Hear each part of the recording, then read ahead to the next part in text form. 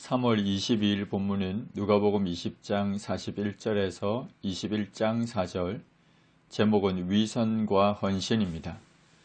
유대 종교 지도자들의 질문에 답하시던 주님은 이제 그들을 향해 질문을 던지십니다. 사람들이 어찌하여 그리스도를 다윗의 자손이라 하느냐? 시편의 다윗이 친히 말하였으되 주께서 내 주께 이르시되 내가 네 원수를 네 발등상으로 삼을 때까지 내 우편에 앉았으라 하셨도다 하였느니라. 그런즉 다윗이 그리스도를 주라 칭하였으니 어찌 그의 자손이 되겠느냐고 물으셨습니다.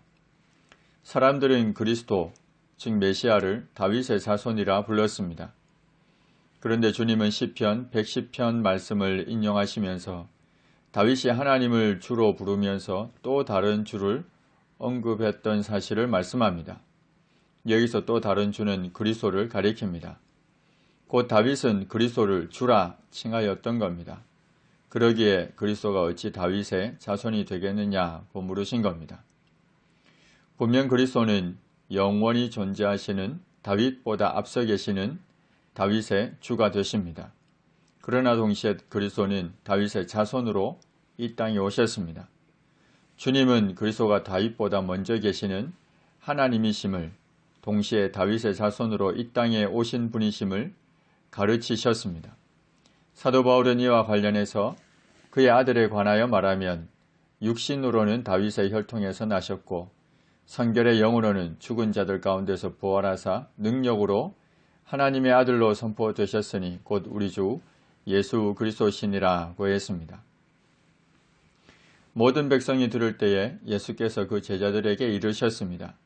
긴 옷을 입고 다니는 것을 원하며 시장에서 문안받는 것과 회당의 높은 자리와 잔치의 윗자리를 좋아하는 서기관들을 삼가라. 그들은 과부의 가산을 삼키며 외식으로 길게 기도하니 그들이 더 엄중한 심판을 받으리라. 주님은 제자들에게 서기관들의 위선과 교만을 삼가라고 하셨습니다. 제자들에게 이 말씀을 하신 것은 그들의 마음에도 위선과 교만이 잠재해 있었기 때문입니다. 사실 당시 제자들만이 아니라 오늘날 우리에게도 이러한 위선과 교만이 잠재해 있습니다.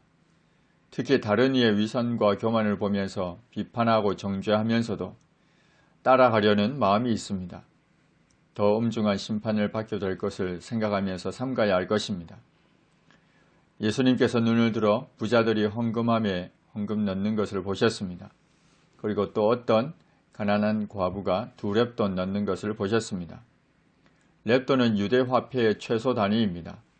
로마 화폐 고드란테 2분의 1에 해당되고 노동자의 하루 품삯이었던 데나리온의 128분의 1에 해당됩니다.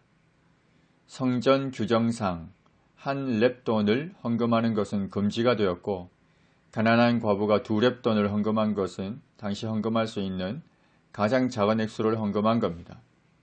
주님께서 이렇게 말씀하셨습니다. 이 가난한 과부가 다른 모든 사람보다 많이 넣었도다.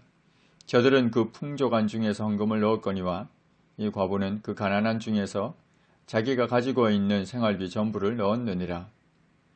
분명히 액수로 따지면 2렙돈은 가장 작은 것이었지만 주님은 다른 모든 사람보다 많이 넣었다고 하셨습니다. 왜냐하면 부자들은 풍족한 중에서 헌금을 넣었지만 가난한 과부는 자기가 가지고 있는 생활비 전부를 넣었기 때문입니다. 주님이 보실 때 헌금의 많고 작음은 얼마를 넣었느냐는 액수에 있지 않습니다.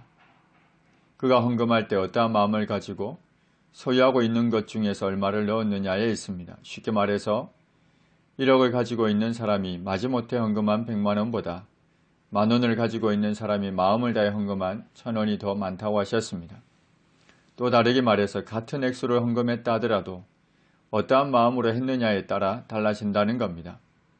헌금은 얼마를 내느냐보다 어떠한 마음으로 내느냐가 더 중요합니다.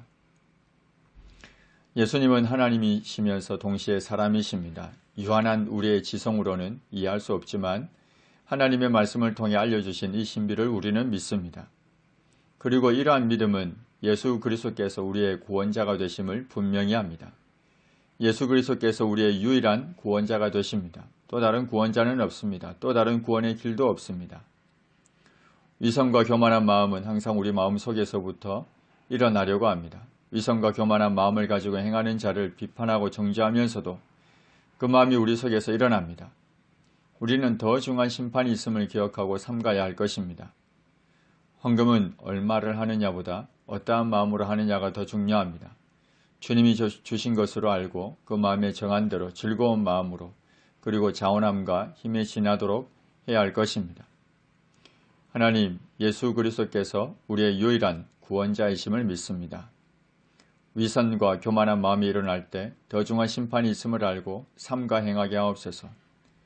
헌금할 때 주님 주신 것으로 알고 그 마음에 정한 대로 즐거운 마음으로 그리고 자원함과 힘에 지나도록 하게 하시고 하나님의 은혜로 살게 하옵소서. 예수님의 이름으로 기도합니다. 아멘.